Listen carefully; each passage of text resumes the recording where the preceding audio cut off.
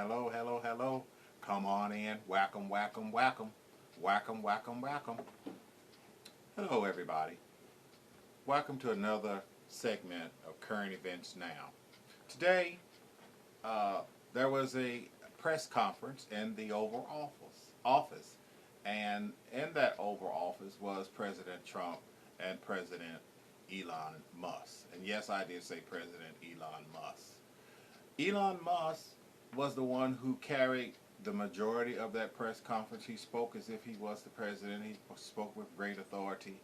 President Trump says he's given Elon Musk even more power to go in and look at all these federal agencies and see where the waste and the fraud is at, and to see how we can cut it.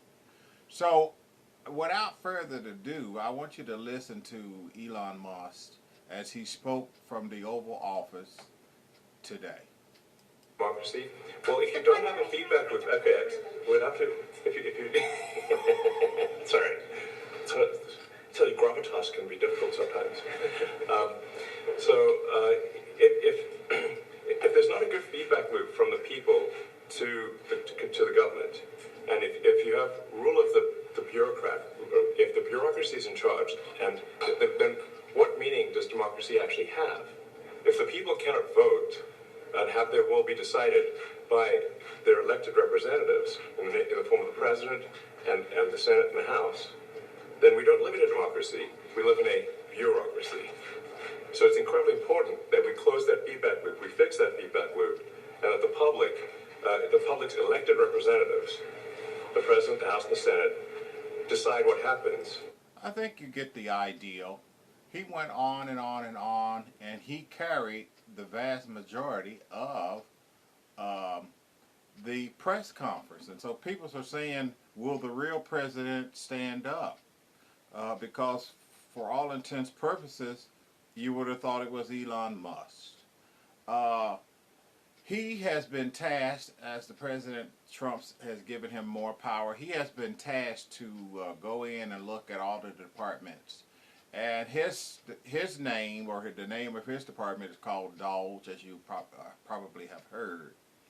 And it's basically a government efficiency group made up of workers that Elon Musk have brought in, we don't know from where, to look at the government and see how they can cut waste from the federal government.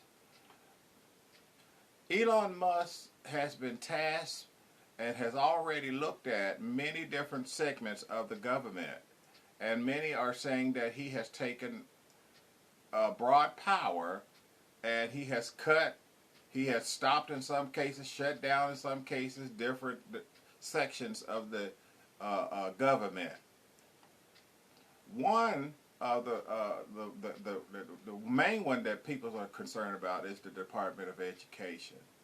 But he has offered, or Trump has offered, over 2 million federal workers buyouts that he wants them to take, and a lot of the workers are in limbo because the president does not have the purse strings, and he cannot span out that money to 2 million employees. He doesn't have the power. The Congress has the purse strings, not the president. And so, even if they were to take the buyout, where would the money come from? Congress and the Senate would have to approve that money. So, I think a lot of workers are probably, they don't know which way to go. Some of the departments that Elon has looked at, and in some cases completely shut down and told the workers not to come to work, not to show up. One of the departments is called the Center of Medicare and Medicaid Services, which has to do with insurance for the elderly and people who are disabled in most cases with Medicaid, and children with Medicaid. And so he's looked at ways, should there be cuts there. And I'm sure he'll get a lot of pushback even from Republicans on that, because when you start looking at people's Insurance, that doesn't set too well, and I'm pretty sure that their constituency is going to ring their phones off the hook. So I don't know that they'll be making some cuts there, but they have looked there. One of the other ones that on February the 7th, Musk hinted at shutting down the Consumer Financial Protection Bureau. That protection bureau is just as it says. It protects the consumer from big business, which would charge you fees that would on your card, on your bills, and so this agency protects us, the consumer, from big business charging us and having their and putting all these fees on you at their beckoning whim. So he's looking at that department, the Department of Education, which I've already spoke on, and that one there concerns me because when you shut down the Department of Education, what are you saying to the peoples of that country? Are you saying good luck at being educated, good luck at however you make it, because we know that the states don't have the money to run these schools. They don't have the money to run these schools. So you'll see a lot of states where schooling will fall by the wayside. So that one is one of concern to me. Another Federal Aviation Administration, that has to do with our airplanes. As you know, we had 2 serious airplane crashes here in the United States, and we pray for those families. We pray that you will find comfort and that God will be with you in your time of sorrow. You truly have our sympathy. But he's looked at that agency, and that is our transportation, whether it be planes, cargo, and like. And so they want to see if there's some fat that they can trim out of there. But we do know that the Federal Aviation has been lacking in enough staff. And so did that have anything to do with those crashes that we witnessed, that we saw? The Federal Emergency Management Agency, this FEMA. The Federal Emergency Management Agency is another one that the president himself has said we don't need, that he wants to turn over that to the states. Well, once again, the states are not equipped to organize and to centralize like FEMA. FEMA has been doing this for over 50 years in our country, and people have come to rely on FEMA. If you cut it, those people that would be there needing help, where would they get the help? So that's another one that the president himself says he wants cut. That one concerns me greatly.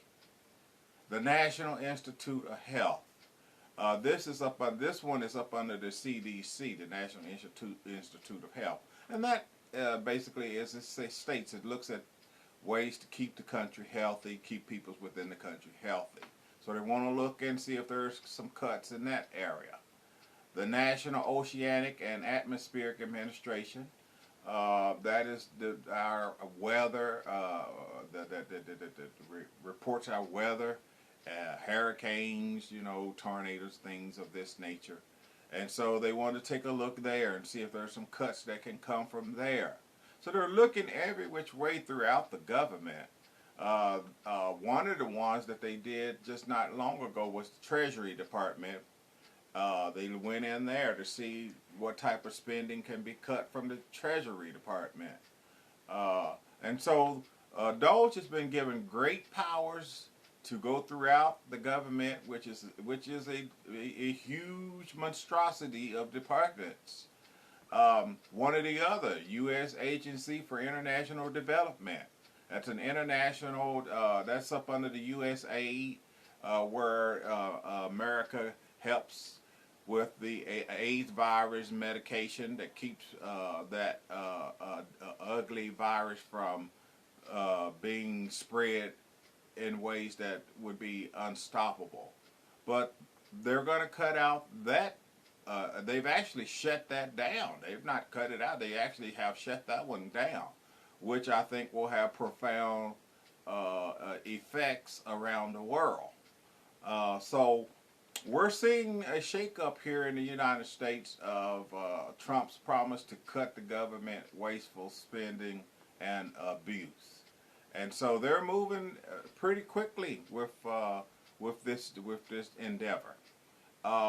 Some of the departments that they will need to close down really requires the House and the Senate, because these departments were created and put into action by our legislators.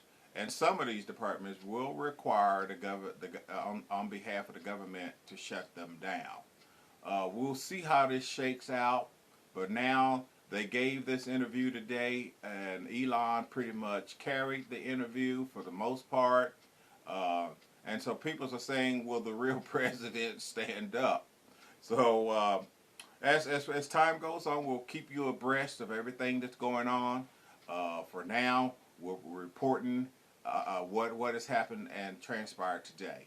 Until the next time, take care of yourselves.